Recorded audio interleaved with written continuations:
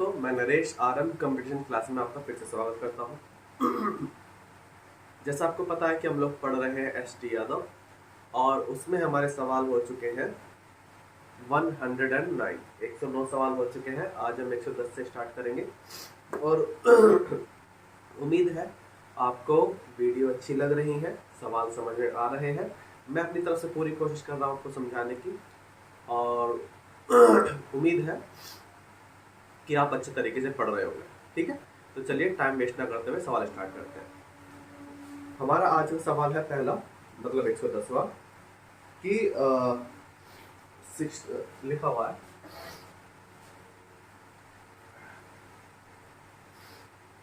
67 की power 67 plus 67 divided by 68 से, और पूछ रहा है कि रिमाइंडर क्या होगा। ठीक है, सवाल को ध्यान से देखो। अलग टाइप शुरू हुआ है, केवल इस टाइप के 6 सवाल है, कर लेंगे ज़्यादा बेहतर रहेगा। सवाल कभी कभी आ जाता है और एक नंबर देके चला जाता है। ठीक, तो क्या है कि 67 की पावर 63 प्लस 67 बटे भाग दे दिया गया 68 से, तो शेषफल बता दो क्या है। ध्यान देना जरा एक चीज के लिए कि नॉर्मली एक काम करते हैं, अभी इस चीज को थोड़ी देर के लिए छोड़ देते हैं। मैं एक नया सवाल देख के चलता हूँ कि 67 की पावर 67 भाग दे दिया गया है 68 से। अब मुझे शेषफल बताना है। समझ रहे हो क्या कह रहा हूँ? इसको भी देखेंगे थोड़ी देर में। मेरे पास केवल इतना सवाल है कि 67 की पावर 67 डिवाइडेड बाय 68 और इसका रिमाइंडर बता दो कितना है। 67 की पावर 67 मतलब क्या होता है? अगर मैं लिख रहा हूँ 2 की पावर 2 तो इसका मतलब होता है 2 गुणा 2, यानी कि 2 बार है। अगर मैं लिख रहा हूँ 2 की पावर 3 तो इसका मतलब है 2 गुणा 2 गुणा 2। यही तो चल रहा है मेरे पास। अब 67 की पावर 67 दिया हुआ है, यानी कि ये 67 इंटू 67 इंटू 67 इंटू 67 और 67 टाइम्स लिखा जाना है। इतनी बात तो समझ में आ रही होगी। और मेरी इतनी क्षमता नहीं है कि मैं 67 को 60 टाइम लिखकर उनकी गुणा कर सकूं और फिर 68 से भाग देके शेषफल बता दूं। ठीक है, तो मेरी इतनी क्षमता नहीं है, तो इसको थोड़ा छोटा करने की कोशिश करेंगे। छोटा करने की कोशिश के दौरान या छोटा करने की प्रक्रिया के लिए हम क्या करेंगे, अब वो चीज हमको देखनी है। अगर ये चीज समझ में आ जाएगी तो सवाल सारे होने लग जाएंगे। ठीक है, तो ध्यान से समझो। अब हम क्या करेंगे, नॉर्मली सबसे पहली बात देखना जरा कि इसके अंश और हर के बीच में नॉर्मली 1 का डिफरेंस आना चाहिए, 1 या मैक्सिमम 2 के आसपास का। अभी करेंगे कैसे, क्यों 1 का नॉर्मल देखना कि 1 का आना चाहिए, और अगर बहुत ज्यादा पड़े 2 का भी आ जाए कोई प्रॉब्लम नहीं है। सवाल करा दूंगा 2 वाले भी, कोई वो नहीं, लेकिन कोशिश करना कि 1 का डिफरेंस आए। ठीक है, चलिए जैसे कि इसमें भी 1 का डिफरेंस आया हुआ है। ठीक है, चलो पावर वाली बात आप बाद में देखेंगे। पहले ये चीज नोट कर लेना कि अंश और हर के बीच में नॉर्मली 1 का डिफरेंस आना चाहिए। 1 का डिफरेंस आया हुआ है। अब मैं इसे सोल्व करने की कोशिश कर रहा हूँ। मुझे 67 की पावर 67 को 68 से भाग देना है, शेषफल बताना। तो मैं क्या करूंगा, अब याद रखने वाली बात है, समझने वाली बात है कि मैं इस 67 को इस तरह से लिखूंगा, 67 को इस तरह से लिखूंगा कि 67 का 67 भी आ जाए और 68 भी लिखा हुआ ऊपर आ जाए। समझ रहे हो? मतलब अगर मैं कह रहा हूँ ऊपर मेरे पास 4 लिखा हुआ है और नीचे मेरे पास लिखा हुआ है 3, तो क्या मैं इसको 3 प्लस 1 भी तो लिख सकता हूँ ना? समझ रहे हो मैं क्या कह रहा हूँ? एक मिनट,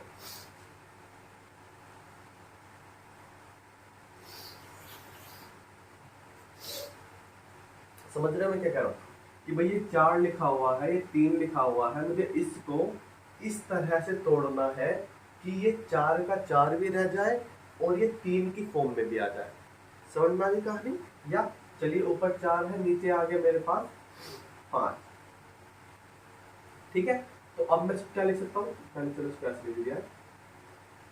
अब 4 है, नीचे आ गया 5, तो क्या मैं इसको 5 माइनस 1 नहीं लिख सकता?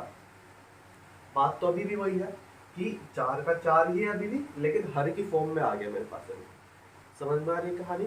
मैं 1 का डिफरेंस क्यों लेने के लिए कह रहा हूँ, ताकि मेरे पास मैं इसको इस तरह से लिख सकूँ। मैं 2 का भी लिखना चाहे तो भी कोई प्रॉब्लम नहीं है। जैसे कि मान लीजिए यहाँ पर मेरे पास 4 और 6 हो चुका है, मान लीजिए मेरे पास 4 और 6 हो चुका है, ठीक है।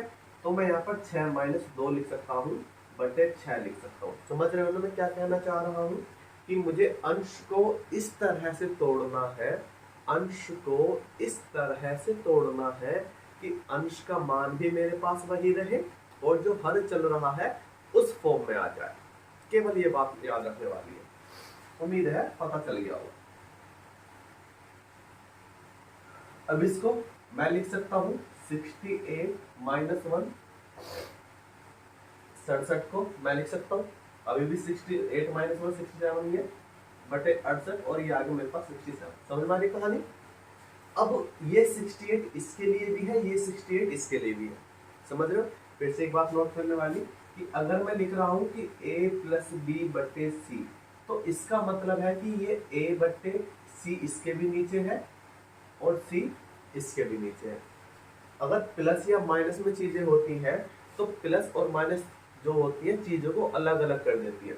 फॉर एग्जाम्पल अगर मैं लिखता हूँ कि a माइनस बी बटे सी, तो इसका मतलब है कि a बटे सी माइनस के b बटे सी।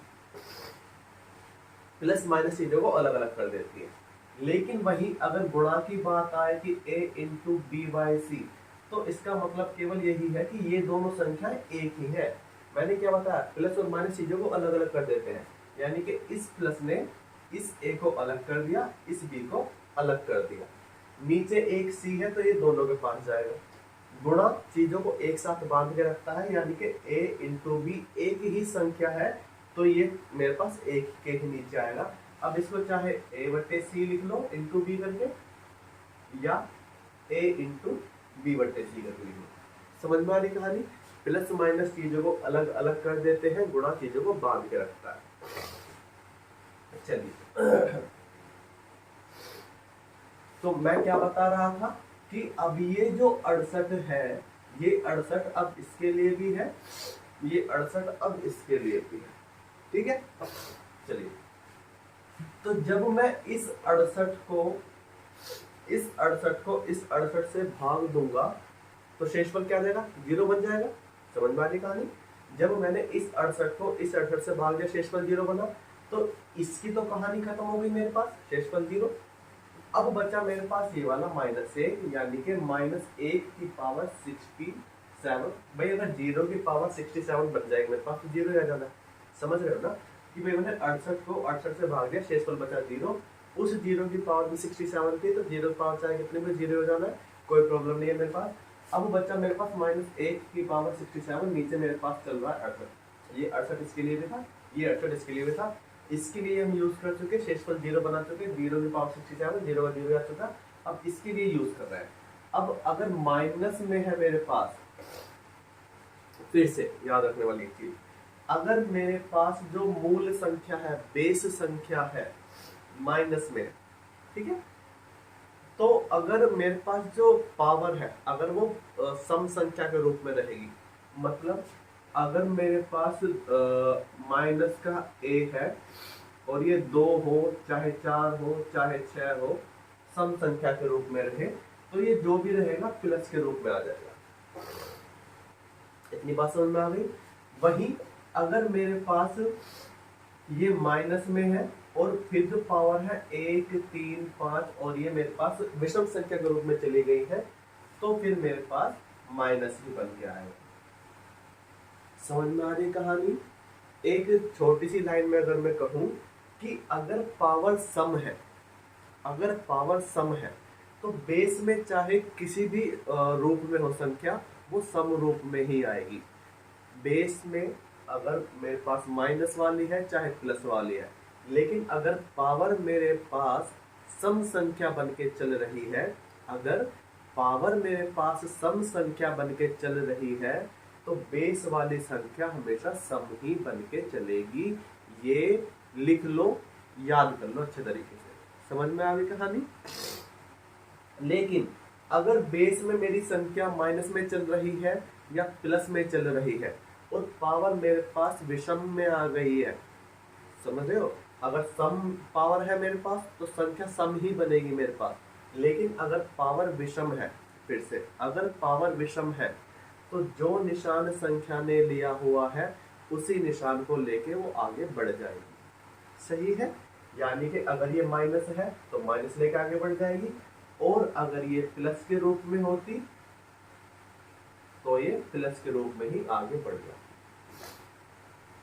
सही है, फिर से एक बार देख लो चीजों को। ये चीजें छोटी छोटी चीजें होती है, लेकिन ये आपको हमेशा काम में आती है।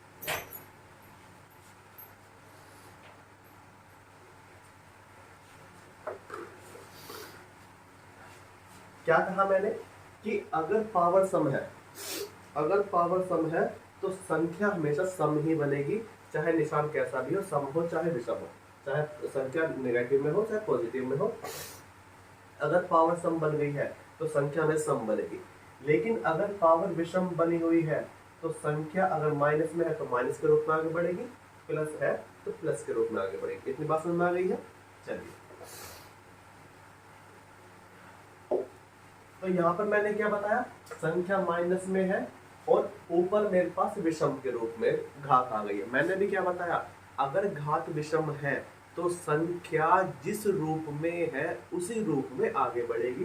घात विषम में है तो संख्या माइनस के रूप में, तो माइनस के रूप में आगे बढ़ेगी।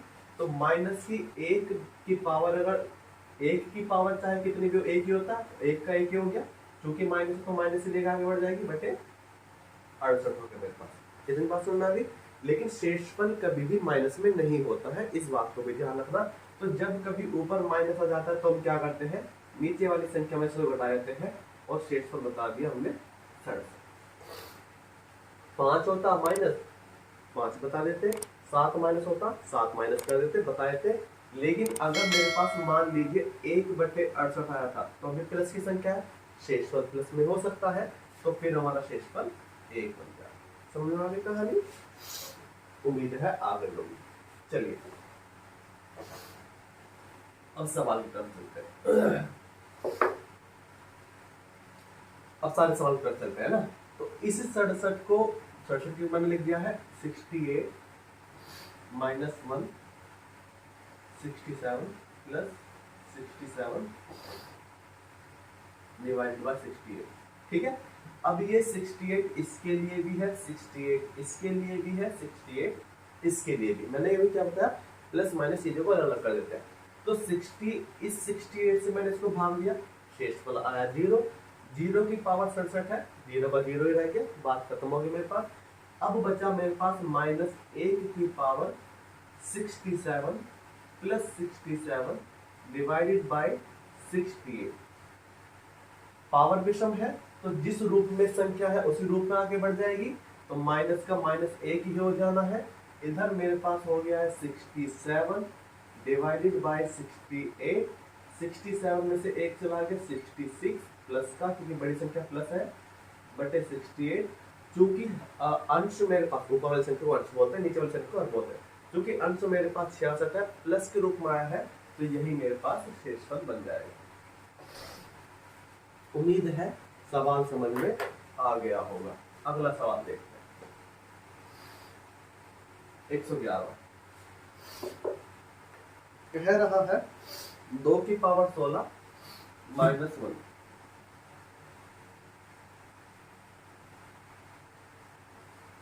किससे विभाज्य है। ठीक है, 2 की पावर 16 माइनस 1 किससे विभाज्य है। पिछले सवाल में तो तुमने खुद दे देते कि भैया इससे भाग करके बता दो मुझे कि भाग होगा या नहीं होगा। अब हमको इसको दो तरीके से कर सकते हैं। एक थोड़ा सा लेंथी प्रोसीजर है, एक बाय ऑप्शन है, वो थोड़ा छोटा पड़ने वाला है हमारे पास। ठीक है, तो छोटा वाले देख लेते हैं। मैं अब इसको तोड़ने की कोशिश कर रहा हूं। तोड़ने की मतलब 2 दूनी 4,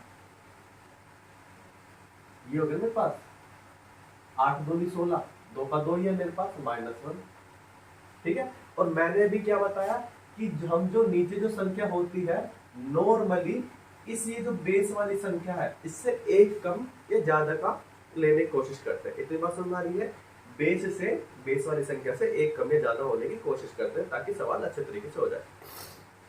ऑप्शन क्या क्या है हमारे पास, 11 13 17 19। ऑप्शन है मेरे पास 11 13 17 19। अब एक बात देखो, तो 4 आ गया 4 के आसपास में या तो 3 होनी चाहिए थे या 5 होने चाहिए थी, कोई नहीं है इसमें, तो हम इसको ऐसे नहीं तोड़ेंगे। दूसरा मैंने क्या कर दिया, 2 दूनी 4 8 दूनी 16 होते हैं और 2 की पावर 4 और फिर 4 होगा मेरे पास, 4 चौक भी 16 होते हैं मेरे पास, है ना। तो अब ये जो 2 की पावर 4 है मेरे पास, इसको मैं क्या लिख सकता हूँ, इसको लिख सकता हूँ 2 दूनी 4 दूनी 8 दूनी 16, यानी कि 16 की पावर 4 माइनस 1। इतनी बात समझ आ गई। अब मैं देख रहा हूँ कि क्या 16 के आसपास वाली कोई संख्या है, या तो 15 या 17 मेरे पास हो। अगर ये संख्या मेरे पास होगी तो मैं इसको उससे भाग दे सकता हूँ, समझ रहे हो। तो मेरे पास संख्या दी गई 17, 16 से जस्ट आगे है ना, तो मैं इसको 17 से भाग दे सकता हूँ, यही इसका फिर आंसर भी बन जाना है हमारे पास। ठीक है। अगर आपको लेंथी प्रोसीजर देखना है, जो रियल प्रोसीजर देखना है, वो इस किताब में पीछे दिया हुआ होगा, उसको देख लेना, वैसे हो जाना। ठीक है, लेकिन ये थोड़ा छोटा प्रोसीजर है, ये आसानी से हो गया।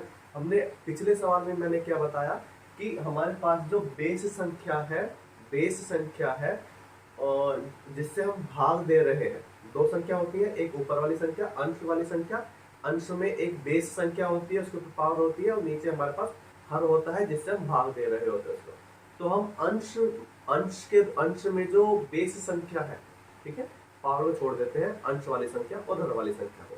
अंश वाली संख्या और हर वाली संख्या के बीच में 1 का डिफरेंस होना चाहिए, तो हम भाग आसानी से कर सकते हैं। अंश वाली बेस संख्या और हर वाली संख्या में 1 का डिफरेंस होना चाहिए, तो हम आसानी से भाग दे सकते हैं। तो मैंने इस 16 को तोड़ने की कोशिश करी। 16 कैसे कैसे बन सकता है मेरे पास, 16 बन सकता है मेरे पास 2 गुना 8 4 गुना 4, यही तो मेरे पास तरीके होते हैं 16 बनाने का। कौन तरीका होता है मेरे पास 16 बनाने का, है ना। ठीक है, तो जब मैं इसको कर रहा हूं तो मेरे पास 4 के आसपास वाली कोई संख्या नहीं दिख रही, लेकिन जब मैंने इसको करा कि 2 की पावर 4 की पावर 4 हो गया, 16 के आसपास मुझे 17 दिखा, यानी कि 17 इसका आंसर हो जाएगा। ठीक है, चलिए अगला सवाल देख लें। 112 लिखा हुआ है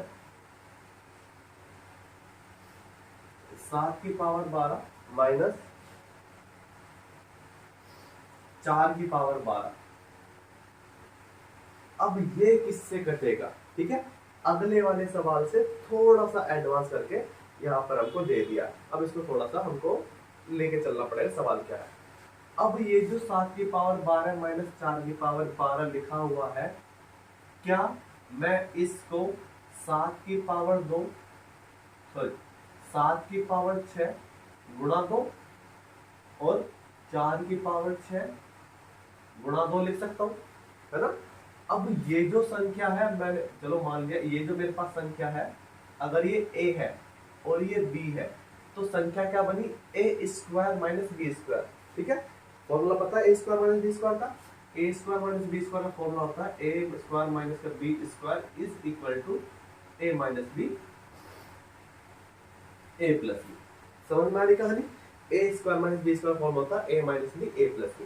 a क्या है मेरे पास यहाँ पर 7 की पावर 6, b क्या है मेरे पास यहाँ पर 4 की पावर 6, तो a माइनस b यानी कि 7 की पावर 6 माइनस 4 की पावर 6, दूसरा 7 की पावर 6 प्लस 4 की power 6, a minus b a plus b। कितनी बात समझ में आ गई बेटा, पक्का।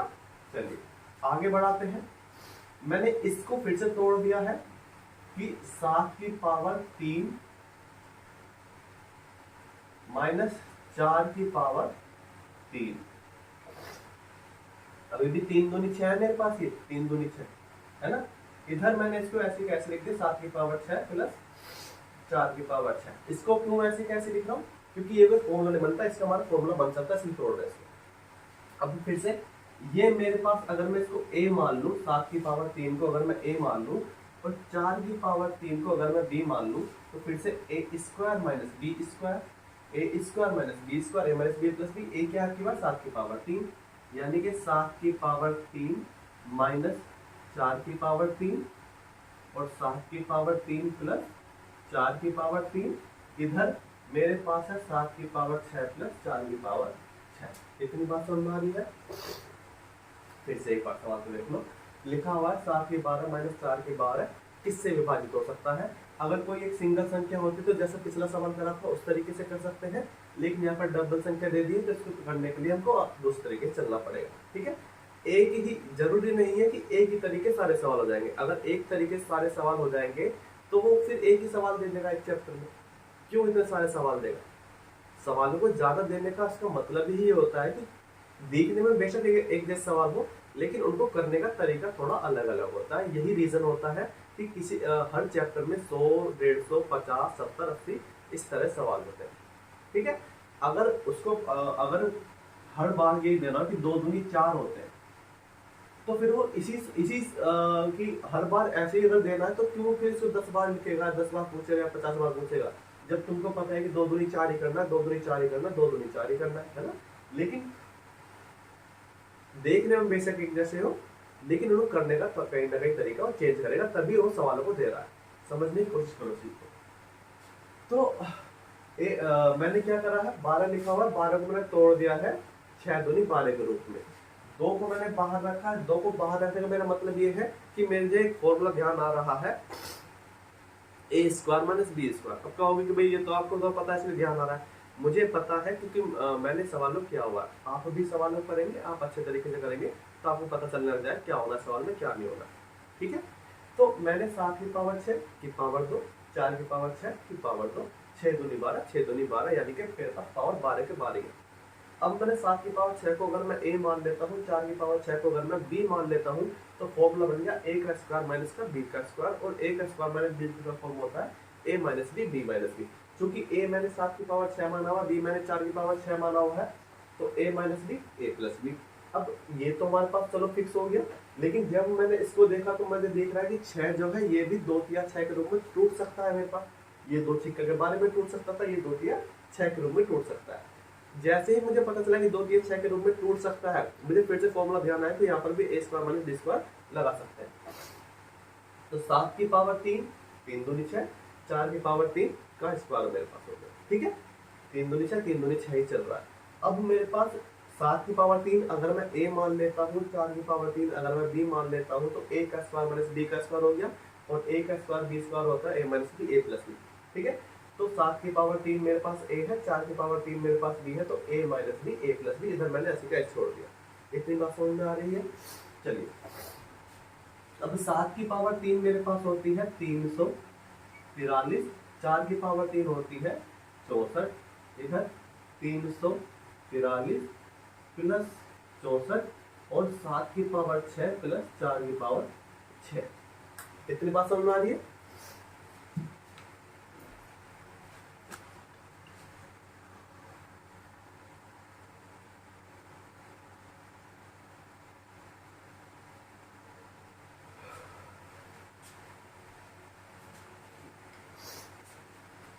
चलिए, तो सोल्व करने की कोशिश कर रहे हैं। 13 में से 4 गए 9, 13 में से 4 गए 9, 13 में से 6 गए 7, 2 का 2 आ गया मेरे पास। ये इधर गुणा में चल रहे हैं सारे 4 3 7, 4 6 4 10, और 3 और 1 4, इधर आ गया मेरे पास 7 की पावर 6 प्लस 4 की पावर 6। इतनी बात समझ में आ गई है। मैंने घटा दिया तो ये आ गया, जोड़ दिया तो ये आ गया। अब उसने कहा कि निम्न में से किससे घट जाएगा। ऑप्शन को उठा लो जरा, लिखा हुआ है 34 35 36 35, तो 34 35 36 35, 34 35 36 35, ये चीजें लिखी हुई है।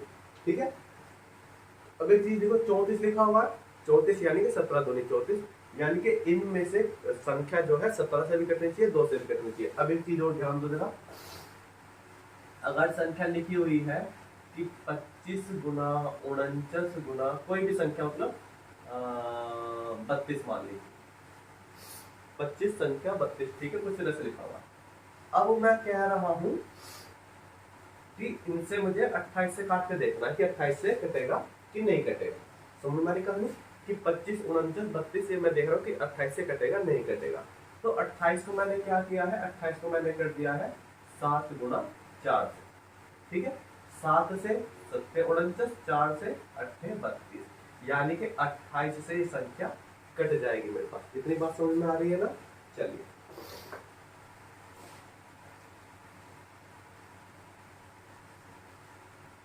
ठीक है, अगर इतनी बात समझ में आ गई थी तो यहाँ पर देख लेते हैं कि 2 से और 17 से कटना चाहिए।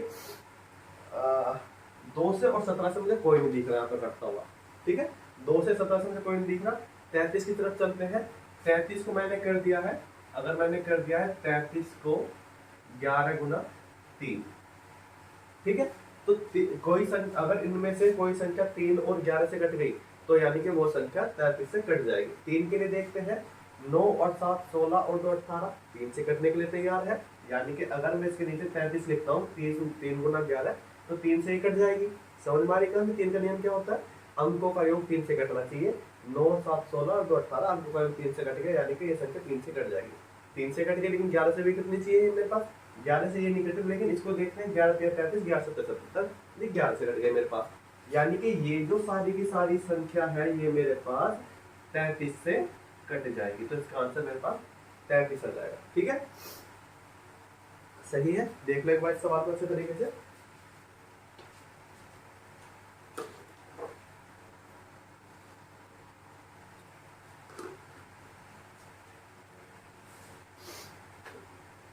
चलिए अगला सवाल देखिए।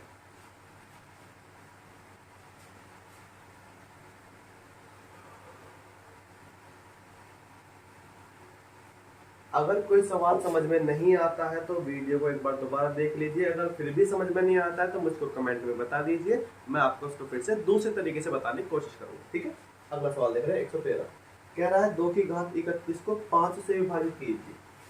113 और 2 की घात 31 को 5 से विभाजित करके शेष बता दो क्या आएगा हमारे पास। पहले वाले सवाल की तरफ चले जाएंगे, मूव कर जाएंगे पहले वाले सवाल की तरफ कि मैं इस बेस को ऐसा बनाने की कोशिश करूंगा। एक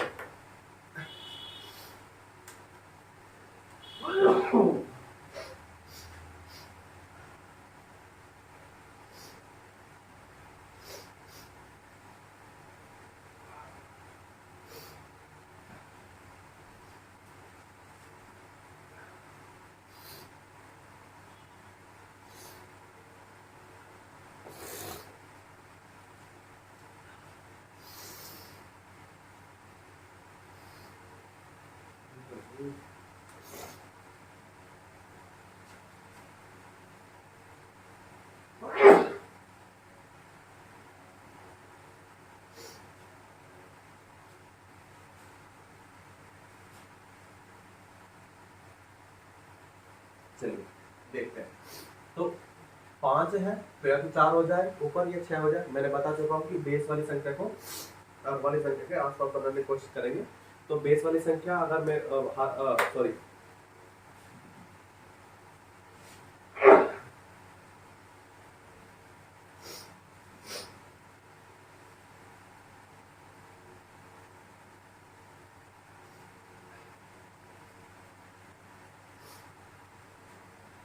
तो अगर बेस वाली संख्या मेरे पास 5 है तो ऊपर है तो 4 होना चाहिए, 6 होना चाहिए। सीधी सीधी बात है, बता चुका हूँ। इसका डिफरेंस करने की कोशिश करेंगे। तो 2 की पावर अगर मैं 2 रखता हूँ 4 बन जाएगा, नीचे 5 हो जाएगा। और अगर मैं 2 की पावर 3 रखता हूँ तो 8 बन जाएगा, काफी दूर पहुंच जाएगा मेरे पास। तो मुझे यही रखना पड़ेगा। समझ में आ रही कहानी? ठीक है, तो मैं ये तो यहाँ पर 2 की पावर 2 तो रखने की कोशिश करूंगा, लेकिन ये जो पावर है ये मेरे पास 31 भी तो बननी चाहिए ना बड़ा होने के बाद।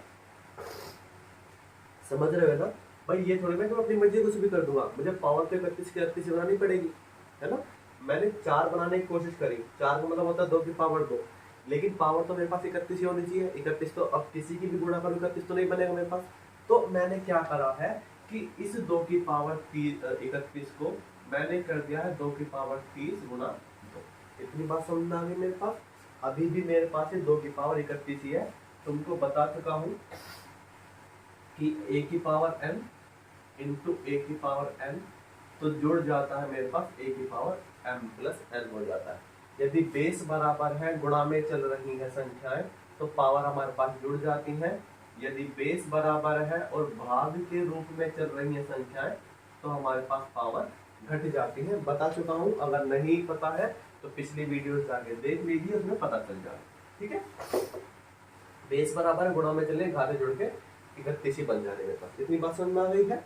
चलिए, अब चूंकि मुझे यहाँ पर 2 की पावर 2 लेना है तो अब 30 आ गया, 2 की पावर 2 मेरे पास जो मैं बनाना चाहता वो बनाने की दिशा में हम आगे बढ़ चुके हैं। तो 2 की पावर 2 15 गुणा 2 हो गया, बटे मेरे पास 5 चलने लगा। अब ये 15 दूनी 30 भी हो गया, 2 की पावर 1 भी है मेरे पास। अब इसको मैंने लिख दिया 4 की पावर 15 गुणा 2 बटे 5 हो गया मेरे पास यहाँ पर। अब मुझे क्या करना है, इसको, ठीक है, इसको थोड़ी देर के लिए भूल जाओ, इसको इस तरह से लिखना है कि 4 का 4 भी रह जाए और हर का मान भी आ जाए मेरे पास। ठीक है, इसको इस तरह से लिखना है कि हर की फॉर्म में आ जाए। तो मैंने क्या करा, इसको लिख दिया है 5 माइनस का 1। समझ रहे हो, अभी भी 4 का 4 है मेरे पास, ये पावर 15 ही है, गुणा 2 है, बटे 5 ही चला, सब कुछ सेम है। बस इसको थोड़ा सा मैंने 4 को इस तरीके से तोड़ दिया है कि मेरे पास हर के रूप में संख्या लिख रहा हूं मैं। ठीक है, अब ये 5 इसके लिए भी है, 5 इसके लिए भी। बता चुका हूं, गुणा संख्याओं को बांध के रखती है। एक संख्या ये वाली है, एक संख्या ये वाली है। ठीक है, तो एक संख्या ये वाली है, एक संख्या, सॉरी, ये जो सारी संख्या है एक ही है मेरे पास। इस गुणा ने इन सारी संख्या को बांध कर रखा है, लेकिन इस माइनस ने इसको और इसको अलग अलग किया हुआ है। तो ये 5 इसके लिए भी है, ये 5 इसके लिए भी है। तो जब मैंने इस 5 को इस 5 से भाग दिया, शेष पर मेरे पास 0 बना, 0 की पावर 15, 0 का 0 रह गया। तो अब आया मेरे पास -1 की पावर 15 गुणा 2 बटे 5 हो गया मेरे पास ये। अब चूंकि पावर विषम है मेरे पास, है ना, पावर विषम है मेरे पास, तो बता चुका हूं, पिछले ही सवाल में शायद बताया था कि अगर पावर विषम है तो संख्या, बेस संख्या जिस फॉर्म में होती है, पॉजिटिव होती है तो पॉजिटिव, नेगेटिव होती है तो नेगेटिव, जिस फॉर्म में होती है उसी फॉर्म में आगे बढ़ जाती है। क्योंकि नेगेटिव है तो ये माइनस के रूप में आगे ही बढ़ जाएगी, क्योंकि 1 की पावर चाहे कितनी भी हो 1 ही रह जाएगी। किस फॉर्म में है, नेगेटिव, नेगेटिव ही आगे बढ़ जाएगी। गुणा 2 बटे 5 हो गया मेरे पास। 2 की पावर 2 की गुणा 1 में करी है तो -2 हो गया मेरे पास, नीचे 5 हो गया। सबसे शुरू में ये बताया था कि शेषफल कभी भी माइनस में नहीं होता। जब कभी भी शेष ऊपर वाली संख्या माइनस में आती है तो नीचे वाली संख्या में से घटा दिया जाता है और शेषफल बता दिया जाता है। ठीक है, फिर से देख लो इस सवाल को एक बार। लिखा हुआ था 2 की पावर 31 को भाग दे दिया गया है 5 से और शेषफल जानना चाह रहा है कि शेषफल क्या होता। क्योंकि मैंने एक चीज पता करी है कि अंश और हर के रूप में जो संख्या होती है दोनों के बीच में 1 का डिफरेंस होना चाहिए। 2 का भी हो सकता है, करवा दूंगा उस तरह के सवाल, लेकिन नॉर्मली 1 का डिफरेंस हम रखने की कोशिश करते हैं। तो जब मैं 2 की पावर 31 देख रहा हूँ, नीचे 5 देख रहा हूँ, तो 5 के आसपास वाली संख्या कौन सी हो सकती है, तो 4 हो सकती है, 6 हो सकती है। तो 4 कब होगी, 2 की पावर 2 करके होगी, 6 कब होगी, 2 की पावर 3 करके, सॉरी 6 तो होगी नहीं मेरे पास, 2 की पावर में अगर चलेंगे तो 4 होगी या फिर 8 होगी मेरे पास। 8 काफी आगे पहुंच जाएगी तो हम 4 के पास रुक जाएंगे। लेकिन जैसे ही मैं 2 की पावर 2 चलता हूँ, मुझे ध्यान आता है कि मुझे पावर बनानी है 31, और 2 की पावर 2 करने के बाद मेरे पास पावर 31 नहीं बन सकती। ठीक है, हाँ, 2 की पावर 2 करने के बाद पावर 30 तो बन सकते हैं मेरे पास। तो मैंने क्या करा, 1 2 को बाहर निकाल दिया और पावर मैंने 30 छोड़ दिया। अब जैसे ही मैंने 30 पावर छोड़ी तो जिस चीज के लिए मैंने ये गणना करी है उस चीज को आगे बढ़ा दिया कि चलो 2 की पावर 2 पावर 15 हो गई। अब ये 4 और ये 5 आसपास आ गए मेरे पास। ठीक है, 4 की पावर 15 गुणा 2 बटे 5, गुणा संख्या, गुणा एक साथ रखिए चीजों को, ये मैं बता चुका हूँ।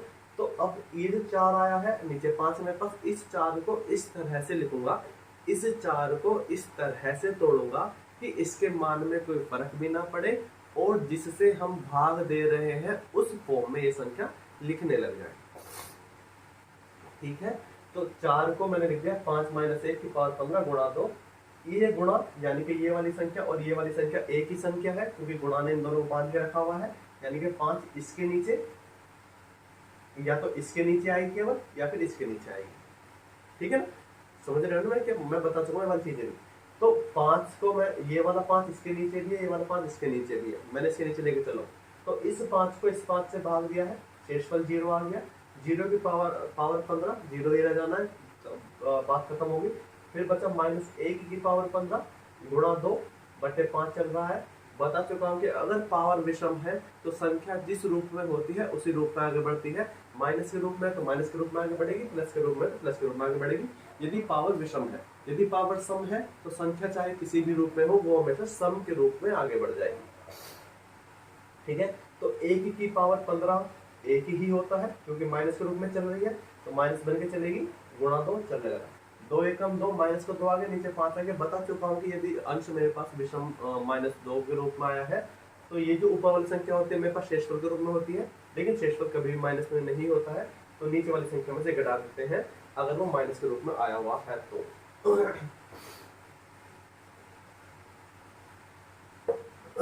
114 सवाल देख रहे हैं, लिखा हुआ है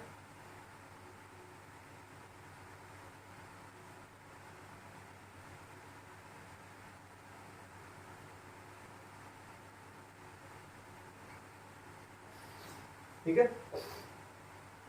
अब एक चीज देखो, ये जो 326 है ये वास्तव में क्या है, ये है 3 की पावर 25 इंटू 3 की पावर 1 बेस बराबर गुणा में चल रहा, बातें हमारी जुड़ गई है, 26 हो गई है।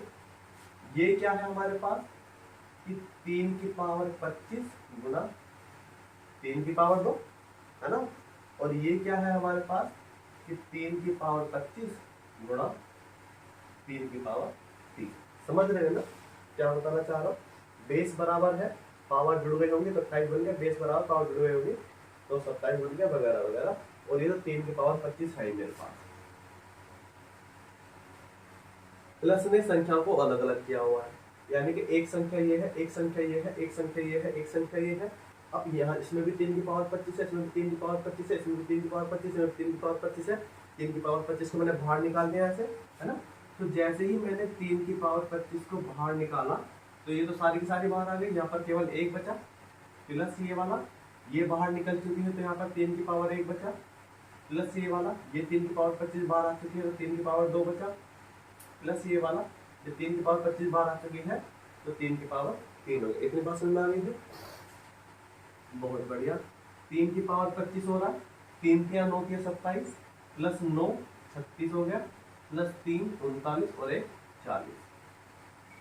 समझ में आ गया। इन सबको मैंने सोल्व करके जोड़ दिया है, 40 आ गया, 10 3 की पावर 25 आया हुआ। कह रहा है कि निम्न में से किससे घटेगा, 11 16 25 30, 11 16 25 और 30। अब मुझे ये जो संख्या है इनमें से देखना है किससे कट गया। अभी अगर मैं देख रहा हूँ तो ना 11 से कट पा रही है, ना 13 से, ना 16 से, ना 25 से, ना 30 से। तो अब मैं क्या करूंगा इसमें, मैंने क्या किया कि एक 3 को उधार ले लिया, 3 की पावर 24 गुणा 3, अभी भी 3 की पावर 25 ही है, गुणा 40। समझ रहे हैं क्या कह रहा हूं मैं। तो ये 3 की पावर 24 गुणा 120 बन गया। जैसे ही 120 बना मुझे पता चल गया कि भैया 30 से कटने के लिए तैयार खड़ा है संख्या, यानी कि ये वाली संख्या अब ये 30 से कट जाएगी, है ना। अगर मैं 30 से भाग दूं 30 से कट जाएगा ना, तो ये सारी संख्या फिर 30 से कट जाएगी। समझ रहे हैं मैं क्या कह रहा हूँ, उम्मीद है समझ रहे हैं। चलिए आगे देखते हैं।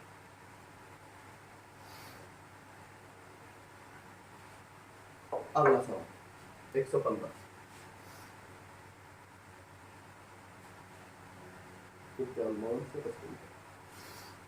2 की पावर 51, 2 की पावर 52, 2 की पावर 53,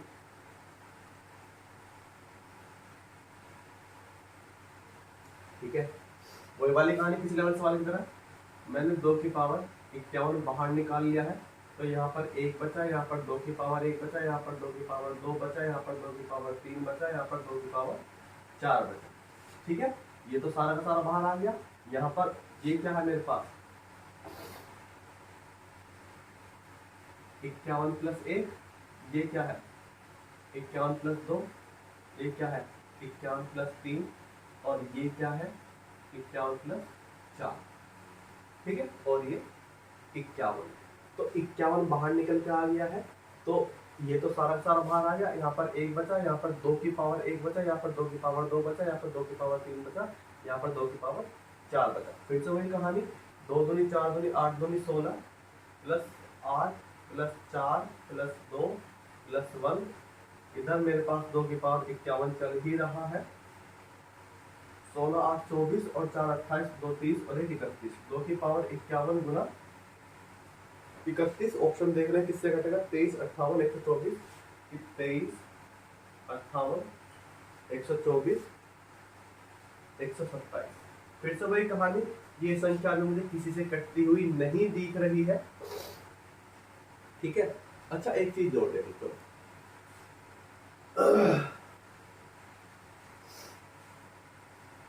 चलो सिंपल तरीके से देखते हैं। वही जो हमने पिछली बार करा था कि 2 की पावर 50, एक दो उदाहरण ले लिया है, इधर 31 हो गया है मेरे पास यहाँ पर, ठीक है। तो 2 की पावर 50 गुना, साफ साफ लिखता हूं, 2 की पावर 50 गुना 62, अभी भी नहीं कटता हुआ दिख रहा है।